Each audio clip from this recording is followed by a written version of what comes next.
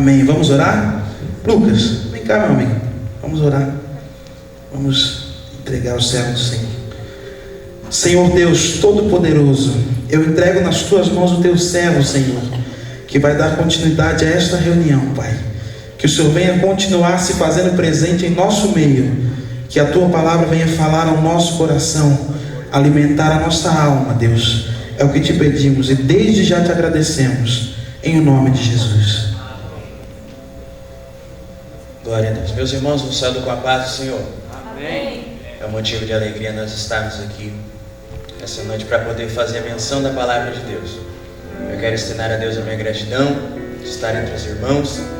Quero agradecer pelo convite ao irmão Gileandro. Deus abençoe de uma forma especial.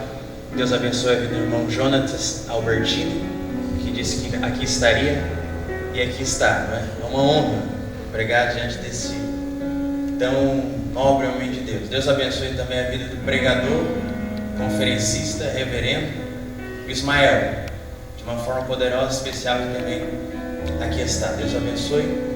O Senhor Jesus já falou conosco através de louvores e continuará falando conosco através da sua palavra. Amém, irmãos? Então você que possui Bíblia, abra comigo. Evangelho escrito por Mateus, capítulo de número 5, a partir do versículo de número 1. Evangelho de Mateus, capítulo de número 5, a partir do versículo de número 1. Vamos ler alguns versículos da palavra de Deus. Glória ao nome de Jesus. Evangelho escrito por Mateus, capítulo 5, a partir do versículo 1. Os que encontrarem, digam amém. Amém. Está escrito assim: Vendo Jesus as multidões, subiu ao monte e assentou-se. E aproximaram-se dele os seus discípulos. Ele começou a ensiná-los, dizendo: Bem-aventurados os pobres de espírito, porque deles é o reino dos céus. Bem-aventurados os que choram, porque eles serão consolados. Bem-aventurados os mansos, porque eles herdarão a terra. Bem-aventurados os que têm fome e sede de justiça, porque serão fartos. Bem-aventurados os misericordiosos, porque eles alcançarão misericórdia. Bem-aventurados os puros de coração, porque eles verão a Deus. Bem-aventurados os pacificadores, porque eles serão chamados filhos de Deus. Bem-aventurados os que sofrem perseguição por causa da justiça, porque deles é o reino dos céus. Bem-aventurados sois vós, quando vos injuriarem, perseguirem e mentindo, disserem todo mal contra vós por minha causa. Regozijai-vos e alegrai-vos, porque é grande o vosso galardão nos céus, pois assim perseguiram os profetas que foram antes de vós. Amém? Então sentai-vos nessa noite. Glória a Deus. Peço atenção dos irmãos nesses minutos que nos são dados, para poder fazer menção da palavra de Deus, para que nós venhamos a entender claramente aquilo que Jesus tem aos nossos corações. Nós fizemos menção de um texto da Bíblia que se encontra registrado no Evangelho escrito por Mateus. É o primeiro livro do Novo Testamento. Nós abrimos a Bíblia, o Novo Testamento, vamos dar de cara com o Evangelho escrito por Mateus. Mas em ordem cronológica, em ordem do tempo, esse não foi o primeiro dos evangelhos que narram a vida de Jesus a ser escrito, e sim o Evangelho escrito por Marcos. Marcos, ao expor, ao escrever sobre a vida de Jesus, ele se ocupou mais com os feitos, com os atos do Messias. Já Mateus se ocupa mais com os ensinamentos de Jesus. Nós encontramos dentro desse livro preciosos sermões, como o Sermão da Montanha, no qual nós vamos nos deter daqui a pouco, as parábolas do reino, o sermão profético, entre outros ensinamentos que fizeram parte do ministério de Jesus. Mateus também é o livro do Novo Testamento que mais faz citações do Antigo. 13 delas são ditas literalmente: isso ocorreu para que se cumprisse o que fora dito pelo profeta. Ou seja, situações que haviam sido preditas no Antigo Testamento e que se cumprem no Novo Testamento, e Mateus relata o cumprimento da profecia e coloca: isso ocorreu para que se cumprisse o que fora dito pelo profeta. Mateus, ele era um publicano que trabalhava para o governo romano, o governo que imperava na época, como cobrador de impostos.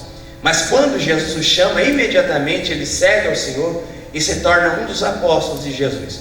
Nós fizemos menção do capítulo de número 5, a partir do versículo de número 1, aonde Jesus começa a expor o Sermão da Montanha, e nessa primeira sessão ele trata acerca das bem-aventuranças. Falar do Sermão da Montanha é falar do sermão mais ouvido, melhor dizendo, da história, o menos conhecido e o menos vivido.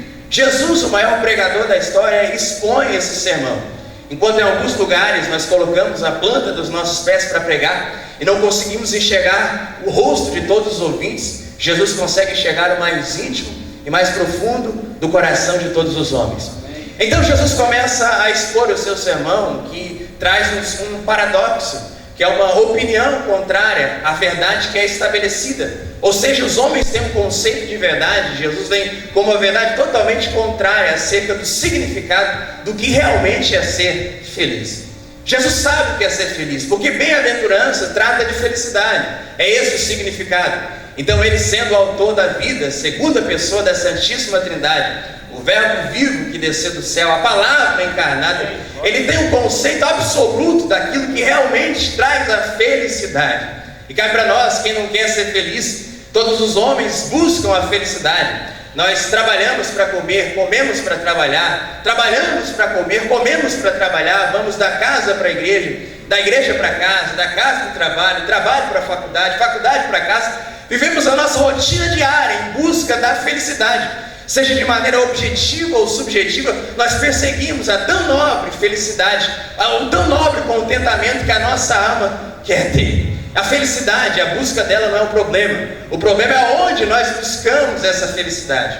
John Piper diz o seguinte, que o problema não é a busca pelo prazer ou a busca pela felicidade, mas é o contentamento com o prazer raso, carnal, temporal, passageiro, transitório. O problema não é nós buscarmos a felicidade, a alegria, a satisfação, mas onde nós buscamos a satisfação. Deus colocou a eternidade no coração do homem, e por mais que o homem busque a felicidade ali, lá e acolá, o único que pode satisfazer o coração do homem, a necessidade humana, e trazer a bendita felicidade que nós procuramos, é o próprio Jesus. Agostinho, em uma oração dos pais da igreja, certa vez disse ao Senhor: ó Deus, tu nos fizeste para ti, então nossa alma só encontrará descanso quando repousar em ti. Você vive a sua vida, eu não sei como é que você chegou aqui, mas você tem a sua rotina e quem sabe você tem buscado essa felicidade. Mas nessa noite o Senhor me manda lhe orientar que você não vai encontrar a felicidade se não for na presença de Jesus. Não importa o que você tem feito até o dia de hoje, onde você tem caminhado, quem sabe você tem estado dentro da igreja, até fazendo parte do conjunto, cantando, até pregando, fazendo alguma coisa, alguma atividade, estando ocupado com as coisas de Deus, mas quem sabe você não tem se ocupado com o Deus das coisas, porque uma coisa é você estar na rotina diária dentro da igreja, outra coisa é você ter uma vida com Deus.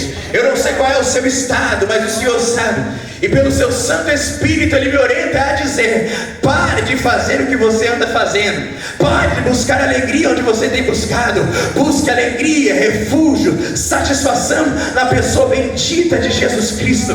Tenha um encontro genuíno com Ele, por meio de sua palavra, com uma experiência pessoal com Ele, baseado na Bíblia. E nem olhos viram, nem ouvidos ouviram, e nem subiu ao seu coração aquilo que Deus tem preparado para a tua história, para a tua família, para a sua casa. E se você é pentecostal como eu, levante uma de suas mãos para adorar, exaltar e glorificar o nome de Jesus. Então Jesus começa a falar no seu sermão, dizendo acerca daquilo que realmente traz a felicidade, daquilo que realmente traz a satisfação. Ele começa no versículo de número 3 dizendo que bem-aventurados são os pobres de espírito, porque deles é o reino dos céus. A pobreza que Jesus expõe aqui, gente, não é uma pobreza materialmente falando. A pobreza que Jesus está falando é a pobreza espiritual, no sentido de o homem olhar para si mesmo e reconhecer a sua falibilidade.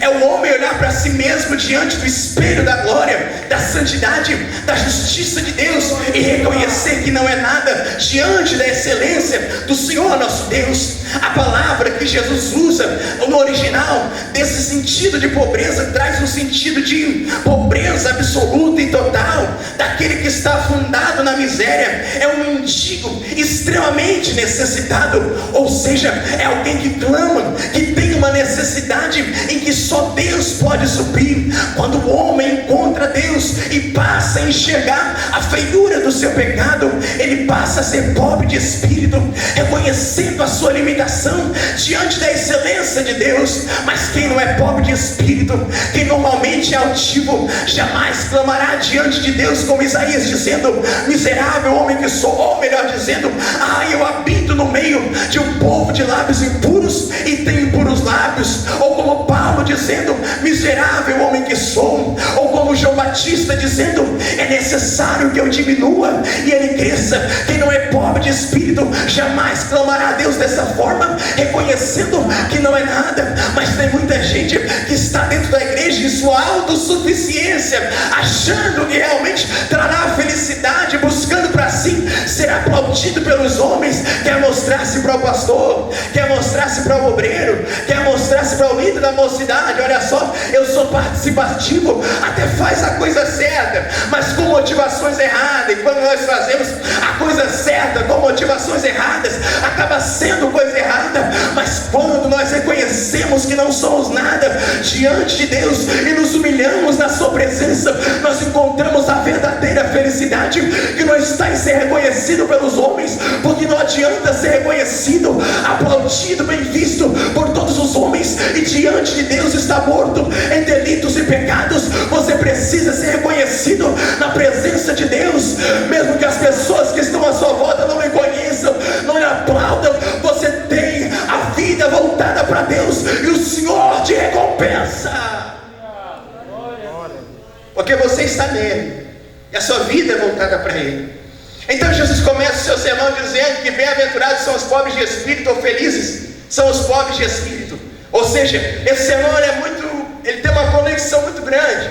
Jesus começa falando que bem-aventurados são aqueles que se esvaziam de si mesmo, que reconhecem que não são nada, para receber as virtudes posteriores do sermão que Jesus está falando. Bem-aventurados vocês são como pobres de espírito. Primeiro, para ser cheio das virtudes de Deus, você tem que ser vazio de si mesmo. Ele prossegue o sermão dizendo que bem-aventurados são os que choram, ou felizes são os que choram, porque eles serão consolados.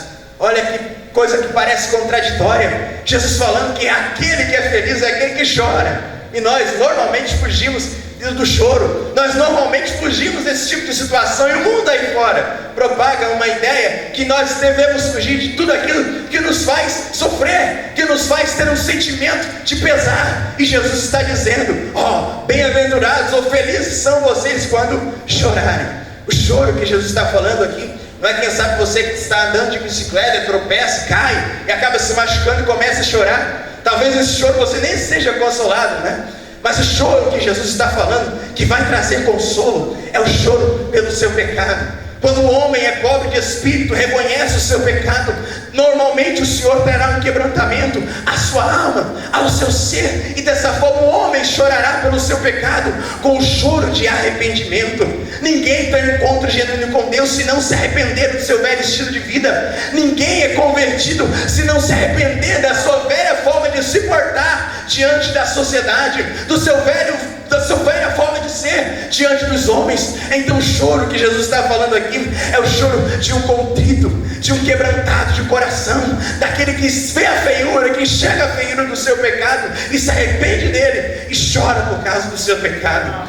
Jesus prossegue dizendo que bem-aventurados são os mansos, porque eles herdarão a terra. Quando Jesus trata acerca de mansidão, Ele não está tratando de uma pessoa que é boba, Ele não está tratando de uma pessoa que acaba sendo capacho de todos os homens que estão à sua volta, não. Mansidão, como disse Hernandes Dias Lopes, não é fraqueza, mas é poder sob controle. Você passa a enxergar a feiura do seu pecado, chora por causa dele, se arrepende, e agora você é manso. Por quê? Porque você enxerga a natureza do seu pecado, e então você não quer mais agir dessa forma. Então você passa a ser manso, ter domínio de si mesmo, porque da forma que você vivia até então, não dá mais.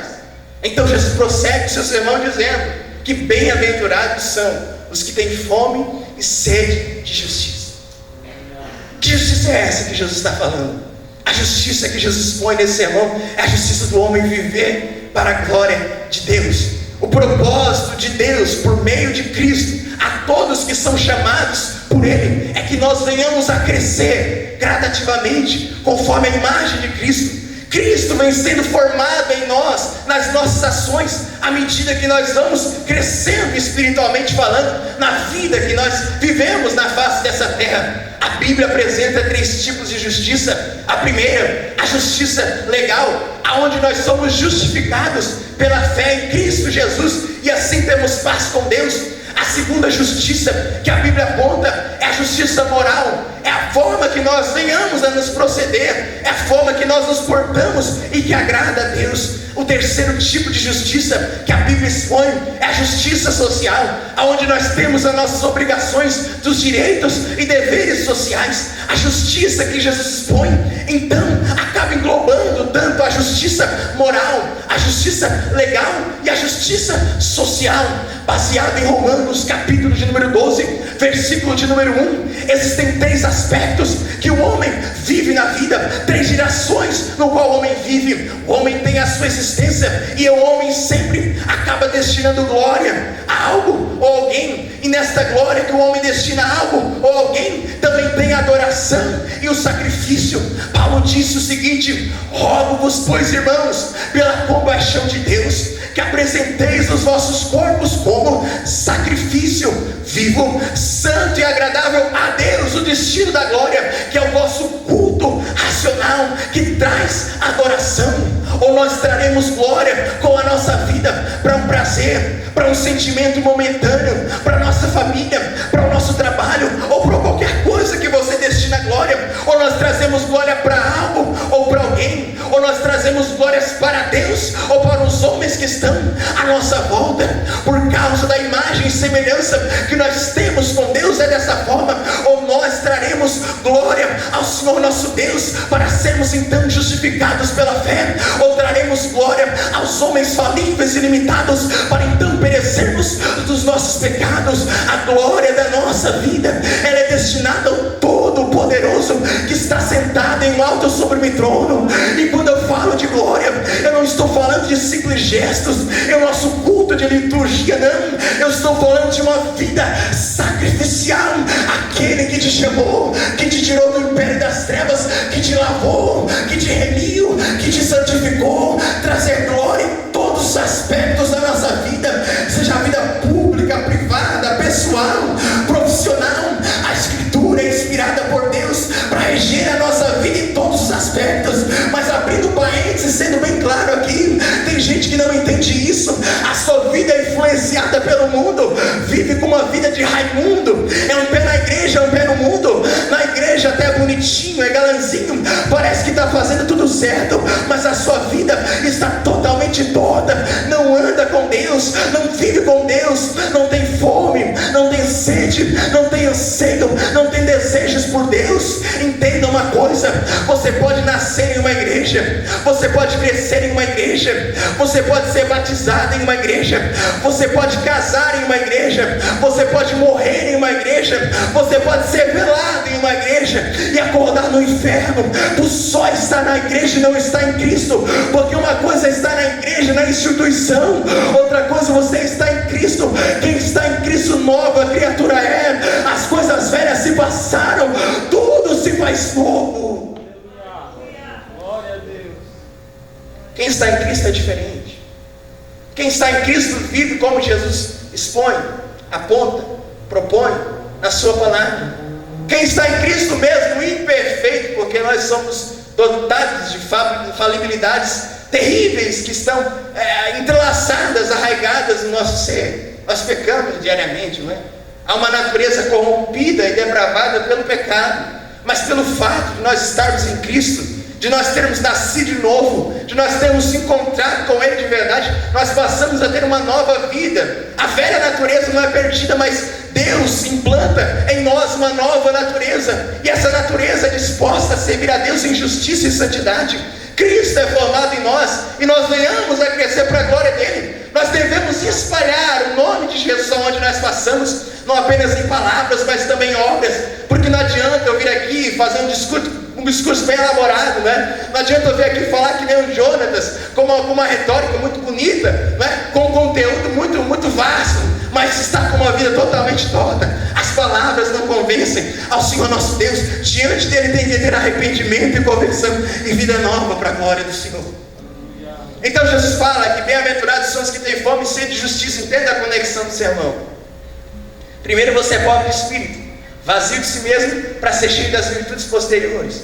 Depois você chora, porque você enxergou a feiura do seu pecado. Você se arrepende deles, passa a ser manso, tem domínio da sua natureza corrompida. Agora você tem fome e sede de justiça, ou seja, você tem um desejo de viver conforme a vontade de Deus. E dessa forma, com o desejo que você tem de viver conforme a vontade de Deus, o caráter de Cristo passa a ser manifesto em você. Veja o versículo seguinte. Jesus começa a dizer que bem-aventurados são os misericordiosos, porque eles alcançarão misericórdia. Você entendeu?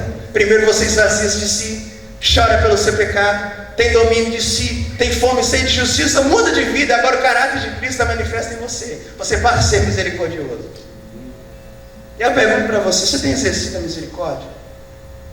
Quais são os seus desejos, os seus anseios, aquilo que rege a sua vida? Não existe vida sem propósito. Como eu comecei o sermão dizendo que nós buscamos a felicidade. Como é que você tem buscado essa felicidade? Você tem espalhado o nome de Cristo onde você tem passado?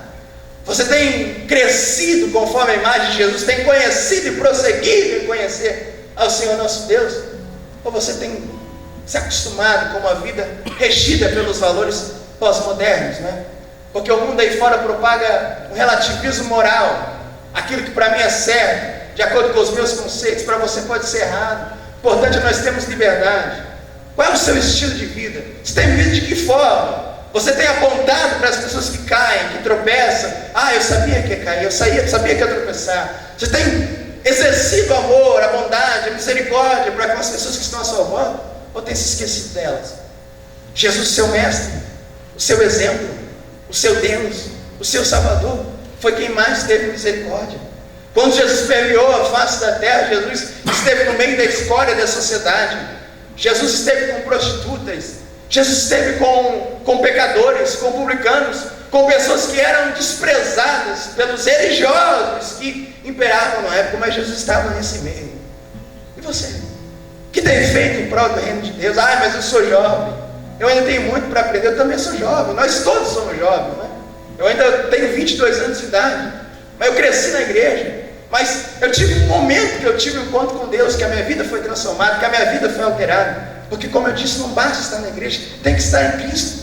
E quando nós temos um encontro com Cristo, nós passamos a ter uma nova forma de viver, e o nosso coração passa a ter fome de Deus, e o nosso coração passa a ter um fogo do Espírito na alma, que nós temos vontade de anunciar, de propagar, de ensinar o Evangelho de Jesus. E você, o que tem feito? Eu encontro na história, e não me detenho muito nisso, mas há quase 300 anos atrás, 2 jovens morávios haviam tido a consciência de que cerca de 2.000 africanos tinham sido apreendidos ou presos e levados como escravos para a Índia por um homem que era inglês.